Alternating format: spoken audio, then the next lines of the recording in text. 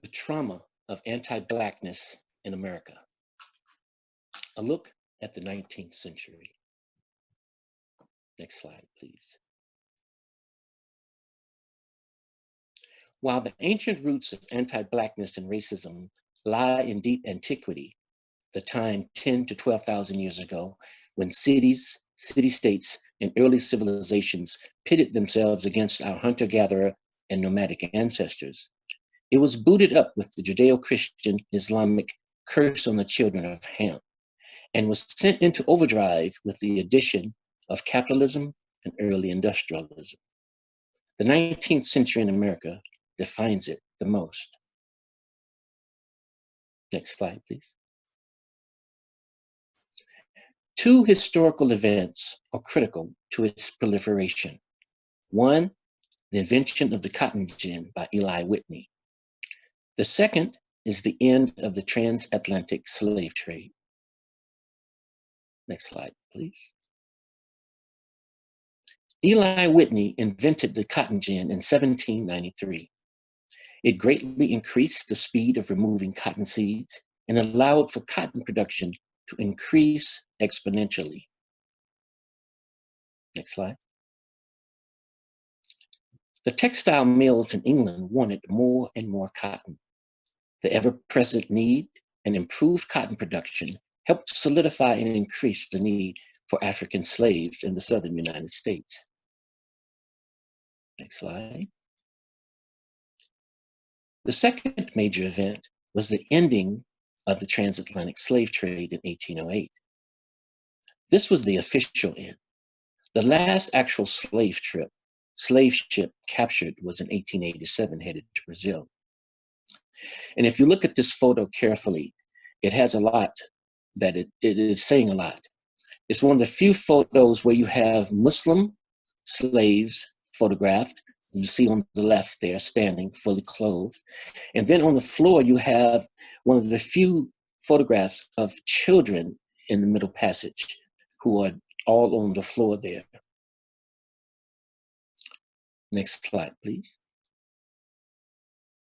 From that point forward, slaveholders began to shift their focus from transporting to breeding.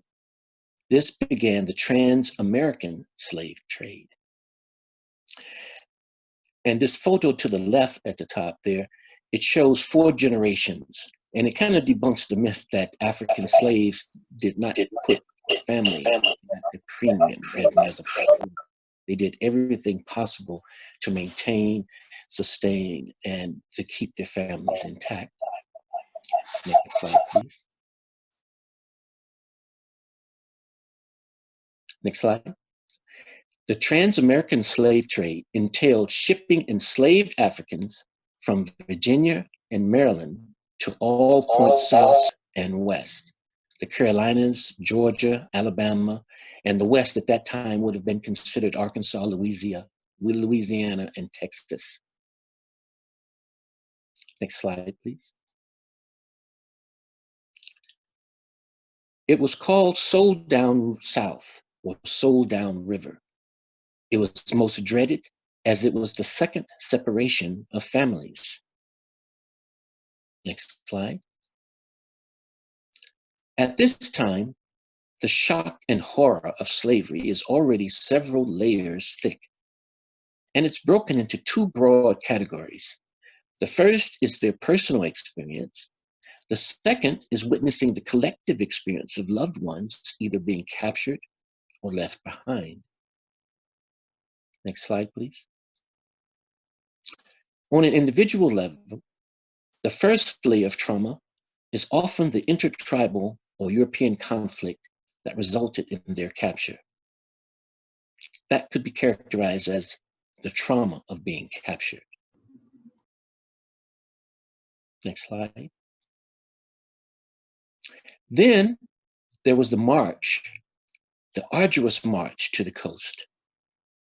They were locked in a coffle or wooden neck shackle, having to walk sometimes for hundreds of miles. This would comprise a second layer of trauma, the trauma of marching. So just imagine for a minute you can imagine when you have something around your neck that's tight, it's uncomfortable. If you envision these are wooden neck shackles, which already weigh a great deal. Then you see the person with their hands behind their back. As you probably know, when you walk, your arms swing in a cross-crawl pattern, opposite of your legs. This gives the body a higher degree of efficiency, physiologically speaking, when it's walking. And it lowers the amount of energy you have to expend. When you're marching as these enslaved Africans having to march here, their body is being made to walk hundreds of miles in the least efficient manner, which means they overextend themselves, overspend energy. That then makes them more vulnerable to diseases just on the other hillside. Africa has always been a hot, very humid, very disease-ridden continent. And when these Africans who were enslaved and caught in the interior were marched 200 to 300 miles to the coast, they caught diseases from other groups of Africans before they even encountered the Europeans. And then when they encountered the Europeans, they caught other diseases from which they had no immunity to. So even if they didn't die from these infectious diseases, they were weakened already in the holding cell in Africa before they even get to the New World. Next slide, please. A third layer of trauma would be sitting in a cramped, crouched position in the holding cell on the coast for weeks or months at a time, possibly sick from infectious diseases. This is the trauma of being held against one's will. And we can't minimize this as a shock to the nervous system. Once in the New World, particularly Native Americans in California, they were so used to a free environment and being out in nature and having their vision unencumbered that many of them, when they were put in a jail cell, would go into shock and organ failure and just die right on the spot, just from the sheer horror of being in jail. So this is not to be minimized in terms of its shock on our physiological systems. And so you can magnify that then when you think of brothers and sisters who are in prison for many years, the shock and the sheer horror, physiological attack on their systems over a period of time, and how they've been able to adapt to the stress of all of that. Next slide, please. The hellish Middle Passage, with its disease, despair, and death, would be the fourth layer of trauma. That means by the time enslaved Africans got to the New World, they already had experienced at least 4 extremely traumatic events. Then they were sold on an auction block like a domesticated animal. That's 5 layers. This is the trauma of being transported. And if you look at this drawing here, it's hard to imagine, but just think about it. You're on your back on a slave ship. And as you notice, you don't see any bathrooms, you don't see any latrines or anything like that. You don't even see buckets. People urinated and defecated right there on the spot. And this was then moving up and down the whole bottom of the slave floor, the slave ship floor, as it's being tossed by the waves of the Atlantic Ocean. You can't imagine this smell and the other humiliation that must have put people through. Next slide, please. With the cotton gin increasing the need for more workers, breeding slaves became more prevalent to fulfill the need for additional labor.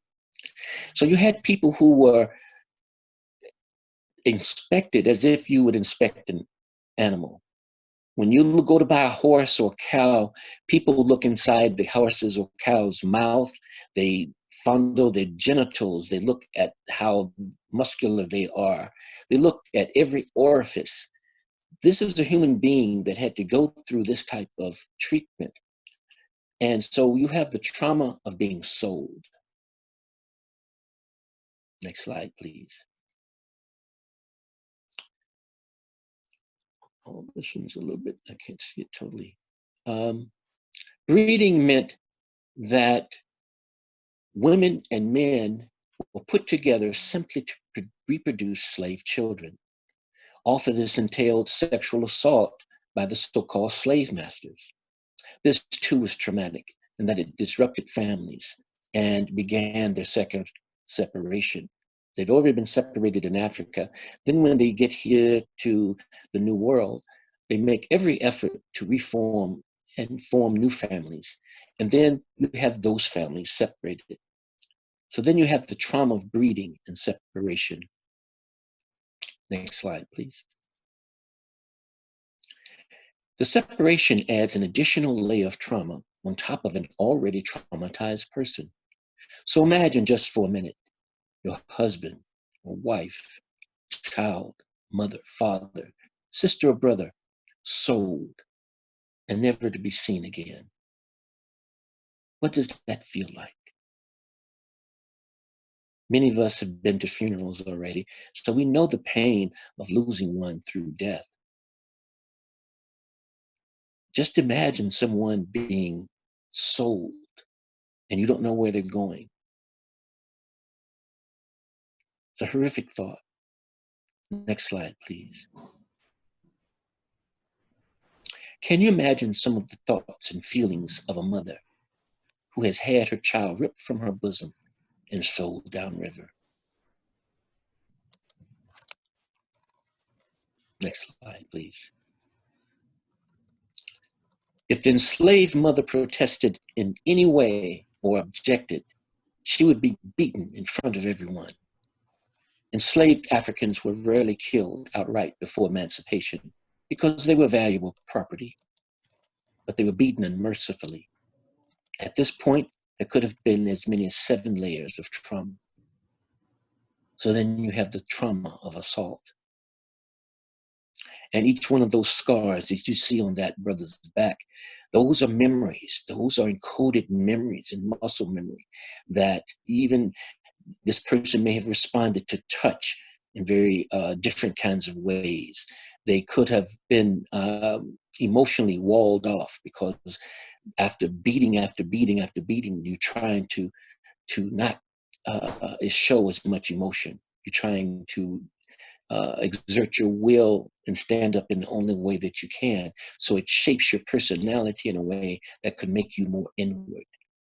And this pain could express itself in your attitudes towards your children, make you more violent. Africans on the continent did not beat their children. Native people, indigenous people the world over, by and large, do not beat their children. African Americans probably administer corporal punishment more than any group in the United States. And it's a learned behavior. It's become a joke, even. I brought you in this world, I'll take you out. All of this we learned in our slave experience. And so we have reproduced time and time again, generation after generation, this same brutality and pain on our own children. I've witnessed it myself. I didn't have the same kind of, I had whippings once a year, but I had friends who had beatings. I've seen an elementary school principal line a 6th grade boy up with his hands against the wall with a razor strap and beat him from his head to his toe. All of this comes from our collective trauma of being assaulted. Next slide, please. Think of an onion and its many fine layers of skin. Imagine each one of those layers to be one of these traumas. One can then see how tightly bound they can become.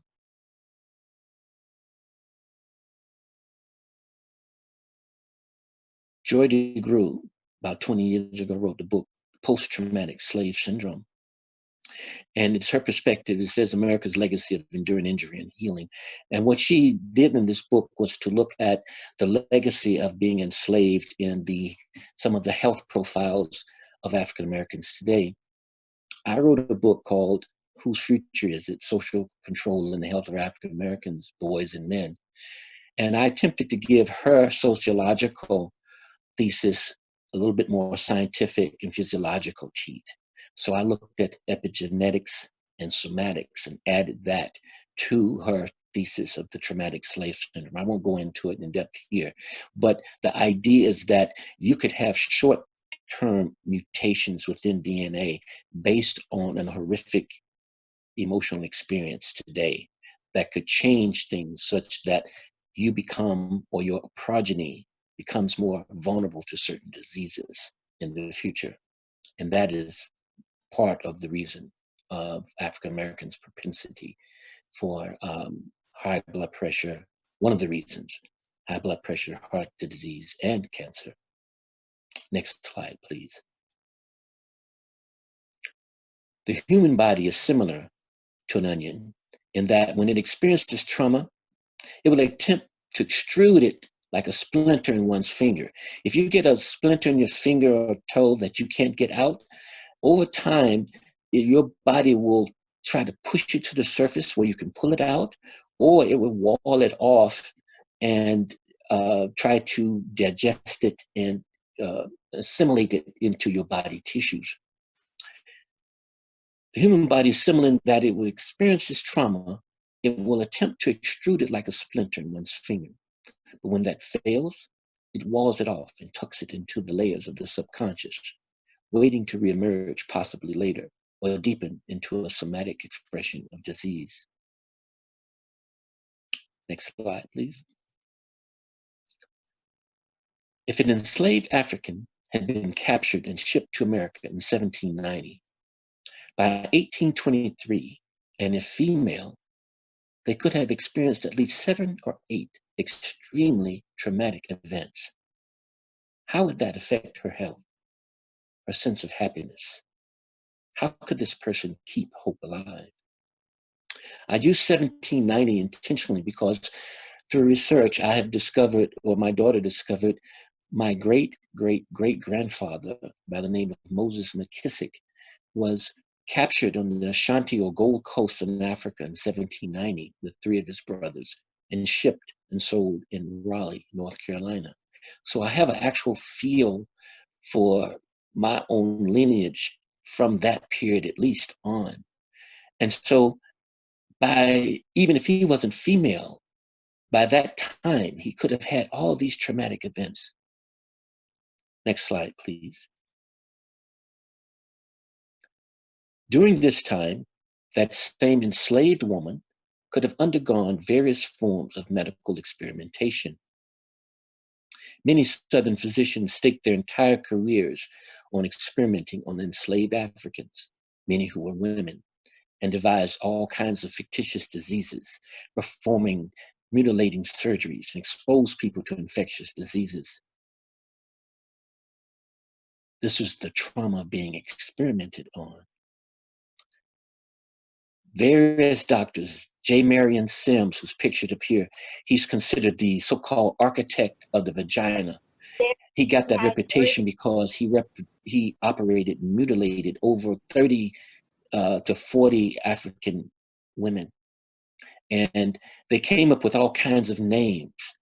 Samuel Cartwright came up with names, Drapetomania, all kinds of ridiculous names for a slave that's wanted to run away. If he's wanting to run away, he would get a disease name, as if that's not normal. So it shows you that science too, medicine included, is not totally altruistic. It is used in the best hands of the participant, but it can be used to manipulate, it can be used to control, it can be used to distort facts and oppress. This book here I highly recommend, Medical Apartheid, The Dark History of Medical Experimentation on Black Americans from Colonial Times to the Present by Harriet Washington. It reads like a horror story in all of the intentionally devised experiments at major, particularly Southern universities. It's a horrific read. Next slide, please. Next slide. In 1823, and the years preceding, white actors and entertainers began using corked blackface in their shows to mimic and make fun of Africans. Their looks, speech, habits, dances, and music. It was in some ways a backhanded compliment, though, as their appreciation of Black music and dance manifested itself despite the white supremacist context. It was known as minstrelsy. So then you have the psychological trauma of minstrelsy. And this lasted all the way up to the early 60s. I remember vividly seeing Al Jolson on TV a lot as a child. I was born in 1956. And the cartoons that we witnessed as children were totally based on minstrel characters. Even Black TV shows like Amos and Andy, to some extent, was based on minstrelsy. And minstrelsy is complex because while it demeaned Africans, it was also showing that even in the 19th century, African-American culture, and particularly its music, was the dominant music of the entire nation. It was the underbelly or foundation. And so you had Black entertainers launching their careers through minstrelsy. So this is kind of the yin and yang of it. Burt Williams and George Walker took this idea, and they were Black men who then corked their face and became known as the Two Real Coons after 1900, and that launched their career. And George and Burt Walker was ingenious, had a troupe of over 30 people. He'd be the only one in blackface. So while he's making fun of himself, and this is still socially acceptable by the whites that are in power, you have alongside it real Black theater that was developing and progressing. So this is very complex, but the psychological aspects of this, and to see yourself demeaned in every print possible, cannot be minimized. Next slide, please. Minstrelsy, along with Christianity teaching docility, begins the psychological trauma. T.D. Fisher was the first to popularize blackface. Soon minstrelsy would become the main and most popular form of entertainment in America.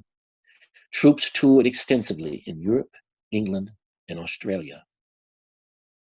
Next slide, please. They caricatured several main characters: the Buck, Mammy, Zip Coon, Jezebel, the Pickaninny, and Jim Crow. The Buck was supposed to be just kind of like the lazily shiftless guy who, but also could perform stud services if necessary. Mammy was the oftentimes considered larger Black woman that loved the master's children more than she loved her own. And it was depicted in Gone with the Wind by Hattie McDaniel. She actually won an Oscar for her supporting role in that movie. Then you have Zip Coon, who's kind of like a dandy, thinks he's cool, but they make fun of him because of supposedly loud colors and outrageous behavior. Then you have the Jezebel. This is the supposedly oversexed and oversensualized Black woman who's constantly luring white men in, and not, of course, being assaulted, which was the other way around. And then lastly, you have Jim Crow. Then you have Pickaninny, who's the little African baby. Pickaninnies were in our cartoons, the little show Little Rascals, where you had Buckwheat. He was made to be looking like this. Then you had Jim Crow, who was a character in tattered clothes and moves around in a real manic and frantic way as if he doesn't have any concentration. And his character then was later used as a blanket indictment of segregation, not indictment, but a blanket envelopment, say, of segregation. Next slide, please. Jim Crow was a character twisted by Rice to be a jovial, happy-go-lucky songster in tattered clothes and shoes. Rice had grown up around Africans in New York and traveled widely in the South. His character became ever more popular. The face was quote black, the mouths enlarged to denote large sensual appetites, and their movements exaggerated, made manic to make them appear to lack concentration. When you look at old photographs of African Americans in the 19th century on, you never see them smiling or anything like this, because everybody was trying to debunk the stereotypes that were so prevalent within minstrelsy, that blacks were just happy-go-lucky and all the time happy. They wanted to show a dignified presence. That's why Frederick Douglass was the most photographed American in the 19th century. Next slide, please. These stereotypes reinforce previously held racist ideas of laziness, thievery, violence, and over-sexualization. The goal was to rid the enslaved person of all vestiges of self-respect, self-esteem, and pride. It produced internalized oppression from within. Next slide, please. Up to this point, an individual African slave brought to the United States could have experienced at least 8 or 9 major traumatic events, not counting the numerous daily insults and assaults. You have capture, the march, being cramped in the holding cell, the horrific middle passage, being sold on the auction block, being sexually assaulted, family separation. You yourself might have been sold downriver. The experience of the whipping post, and then minstrelsy, layer after layer after layer. Next slide, please. While welcomed, the Civil War was a traumatic experience for enslaved Africans. It posed many dilemmas. Do we fight on the side of the slaveholder? Do we run away? Where do we run? How will the Union forces treat us? What will happen to us if the North wins? If the South wins? Where are my people? This constitutes the trauma of the Civil War.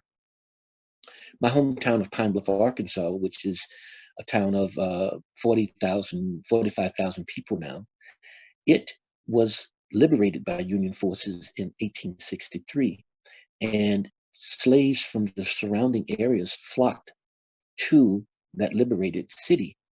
And the Union forces called the slaves that did that contraband, like some kind of store item, but they protected them.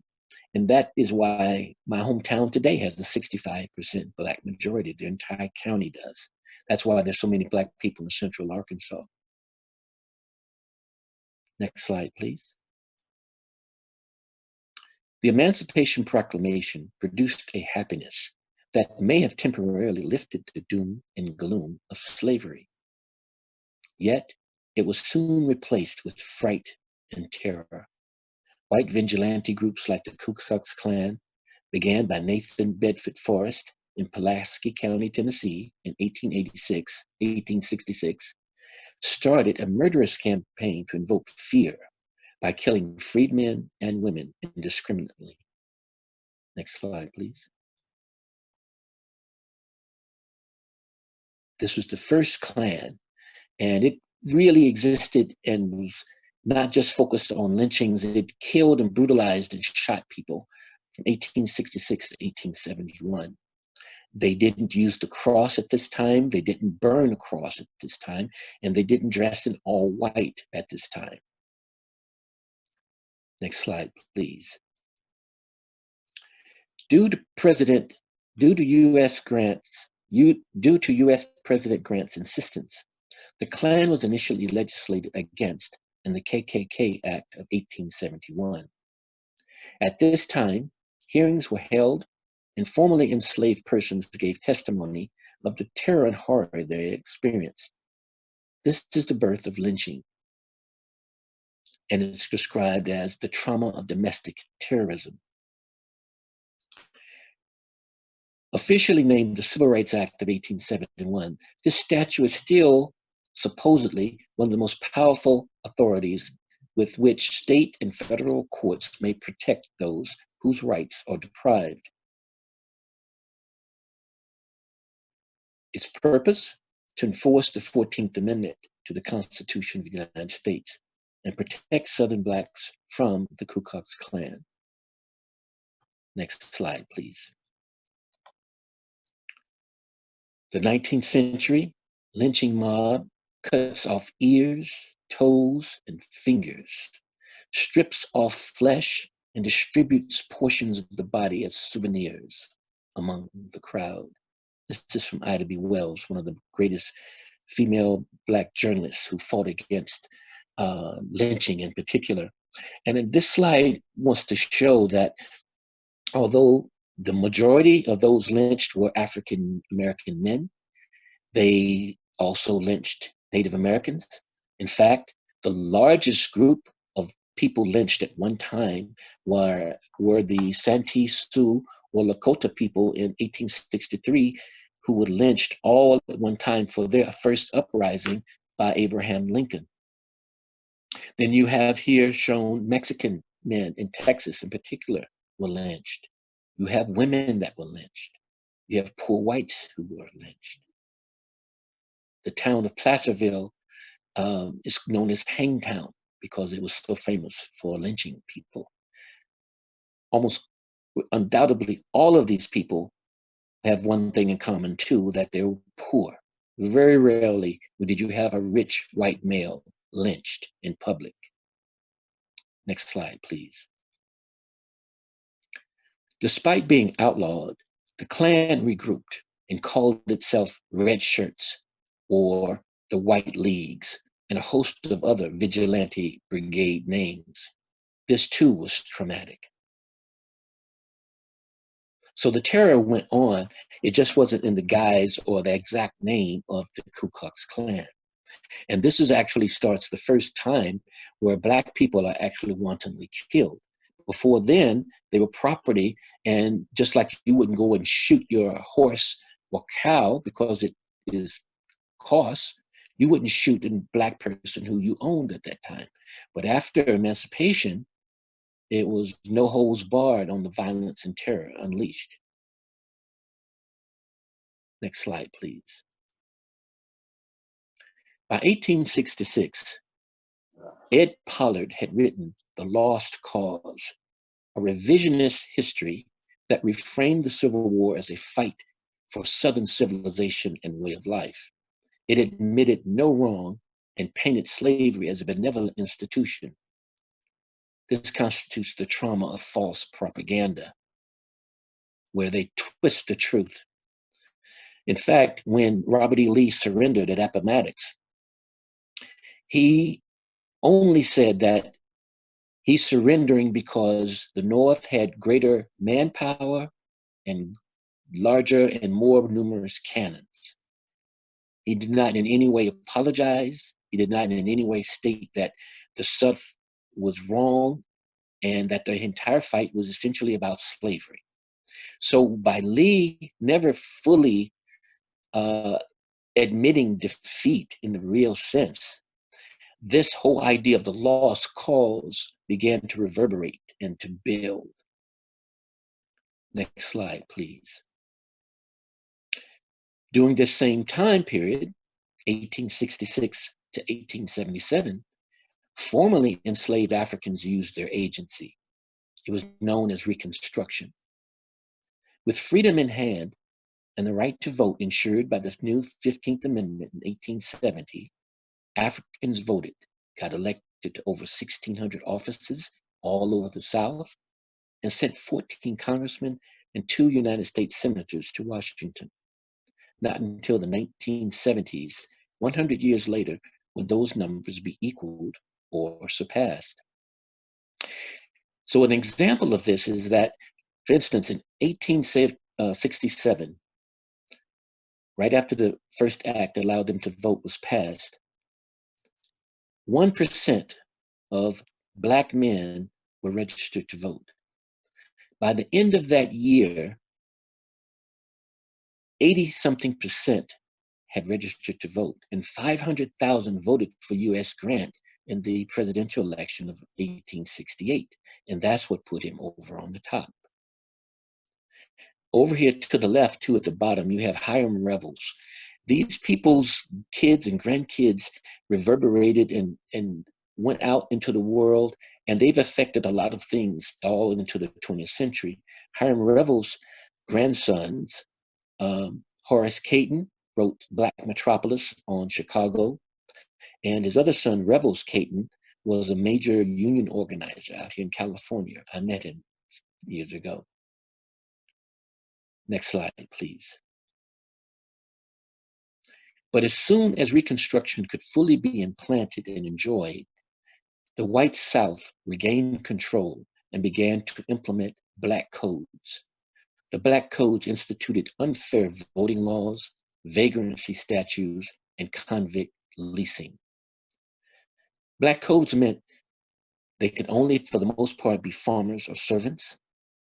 They must carry a special pass to travel, just like in slavery times. Cannot vote, can't serve on a jury. For the least little thing, they'd pick you up and then you'd be on a chain gang working. And you would basically often be at a plantation doing the same work you would have been doing as a slave. And still, that's why, as you all know better than me, the prison system is still the only place where slavery is still tacitly allowed. Next slide, please. The Black codes, the idea of a lost cause, and vigilante violence all constituted a takeover by the same Southern elite who had fought and lost the Civil War. Freedmen and women were effectively put back in their place, with the new Jim Crow laws the last nail in the coffin. This is the trauma of Jim Crow. And Jim Crow was really, it was phased in progressively from 1877 to 1896. But in 1896, it was really cemented with the case Plessy versus Ferguson. Homer Plessy was a so-called octoroon. That means he only had 1/8 Black blood. So you really couldn't tell he was Black. He was used to test the segregation laws of the railroad of the streetcar in New Orleans. And he got on the streetcar in the front of the car in the white section and announced, "I am colored," because the man didn't notice it. And that started the whole progression of him being arrested and charged. And essentially that segregated the South, because the essential ruling after Plessy versus Ferguson was that separate but equal is legal in the United States. This wasn't stricken down until 1954 with the Brown versus the Board of Education of Topeka, Kansas, which struck down discrimination in education. So you see how the North and South basically were complicit with them uniting, and it still held us back. If you see here too, segregation had a lot of different varieties. In Texas and the Southwest, Mexicans or so-called Spanish were not allowed to eat alongside whites. And then here on the left bottom, you have, says no niggers, no Jews or dogs. So Jews or Jewish people have had various levels of whiteness in their sojourn in America, and it's always been very tenuous, their place, even today in Europe. Next slide, please. In the 1880s and 90s, America saw the proliferation of anti-Black and vehemently racist publications, textbooks, and advertisements. You have a title called "All Coons Look Alike to Me." than a coon alphabet. 9 niggers more, or 10 little nigger boys. I remember some books like the latter too, even when I was in school in the early 60s. Next slide, please. Along with the convict leasing system and sharecropping, Southern African Americans were thrust back into conditions little better than slavery. This would last another 75 years and would be known as slavery by another name. The convict leasing system is a system where African Americans in the South could be jailed indefinitely for bogus crimes such as vagrancy, riding the rails, loitering, changing jobs, gambling, talking too loud in public. Basically, all of that comes under being unemployed.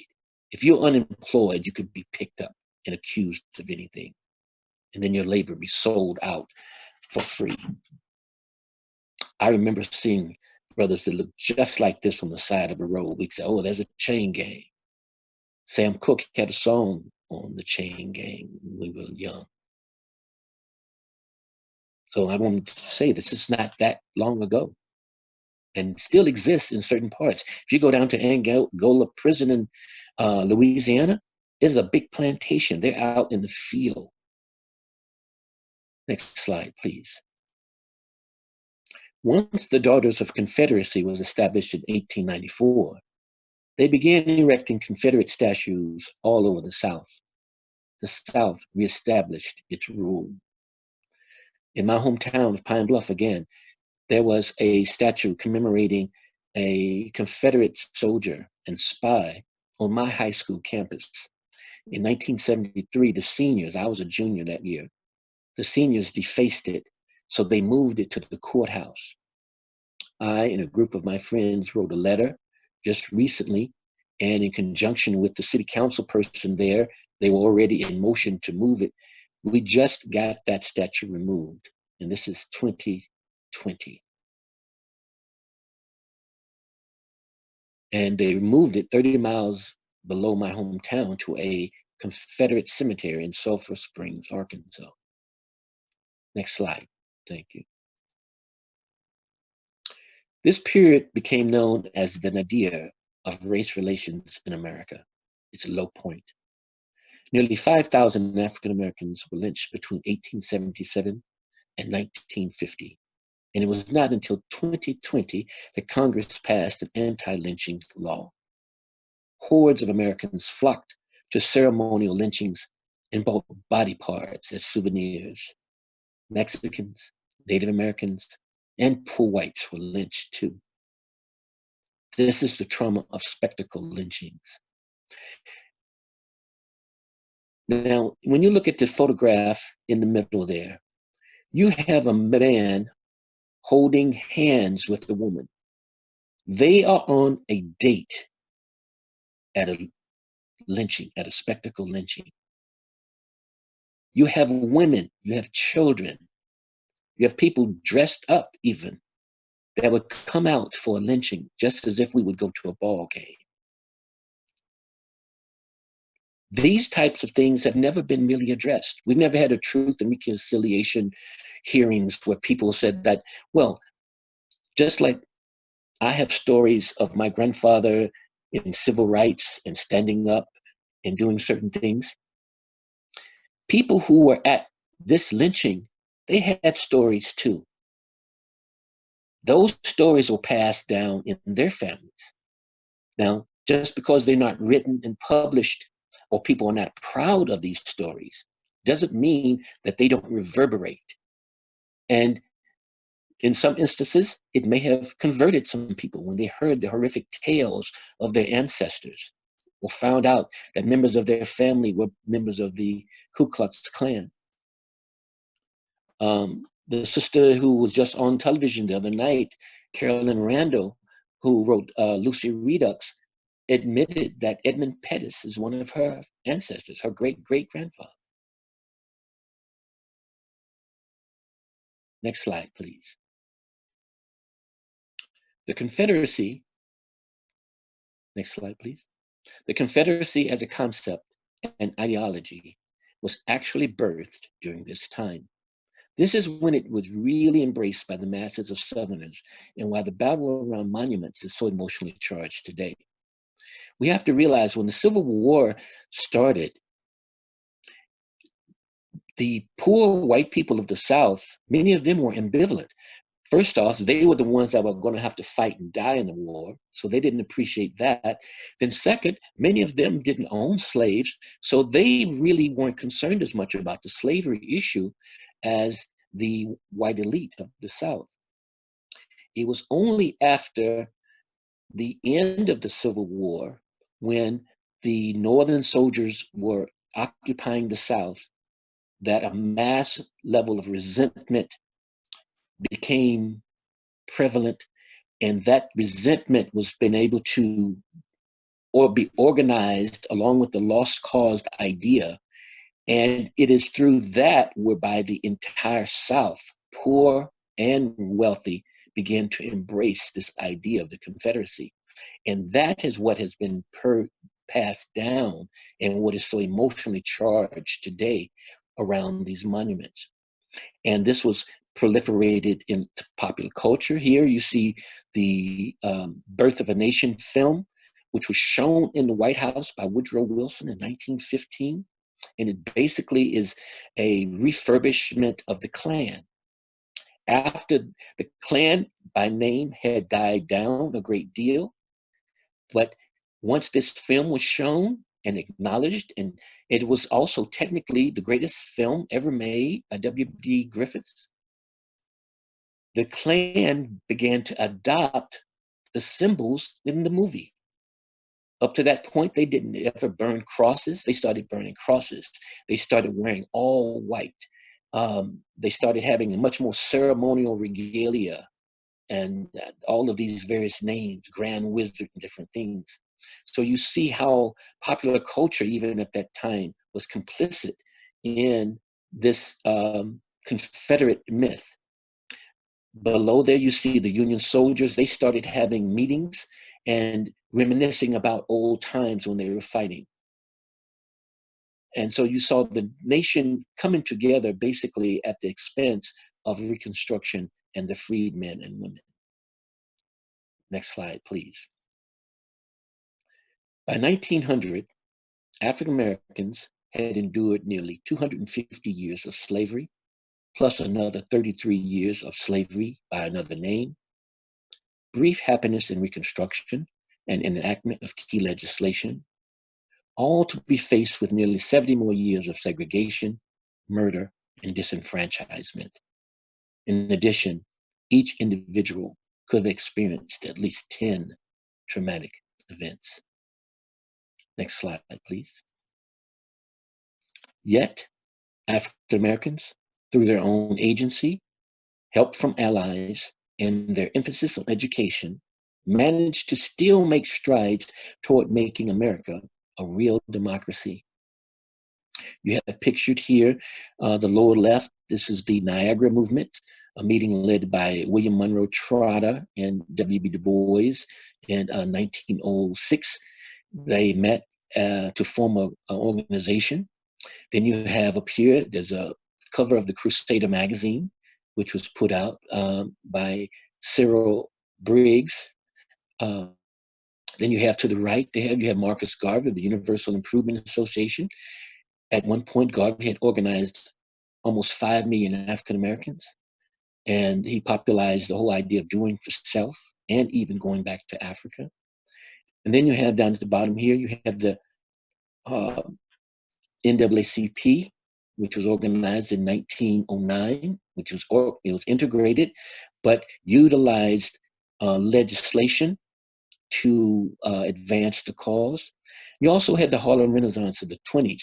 So in our response, we proliferated and created on a large level of things that still with us today. Next slide, please. So when we view African Americans today, it is this composite picture that yields the most accuracy. But we cannot lose sight of the history of trauma as a result of anti-blackness and 19th century American racism. It affects African Americans' physical, mental, and spiritual health today, and if not fully taken into account, will result in short-sighted policies, legislation, and laws. No true healing, racial or otherwise, can occur until this past trauma is acknowledged and dealt with. And these photos are obviously contemporary. This is Mr. George Floyd being killed here. This is our response. This is probably one of the biggest times in terms of movement. And it's surprising to us because this is one of the few times when it's not just us out there. You have everybody out there in support. To the lower left is the group that I belong to, the Brotherhood of Elders Network, and we've been just trying to do our small part as to support particularly young Black boys and men and boys of color who particularly have been incarcerated. Next slide, please. And that's it. These are some of the references that I've used. Obviously, a lot of this is stuff that I've read a long time ago, but I highly recommend David Blight's book on Frederick Douglass. Just won the Pulitzer Prize, and I do highly recommend this book here, Stamped from the Beginning, The Definitive History of Racial Ideas in America by Ibram Kendi. It's pretty relatively contemporary. Thank you. And so at this time, I will switch, yes, and that's the last there. That's how you can get in touch with me.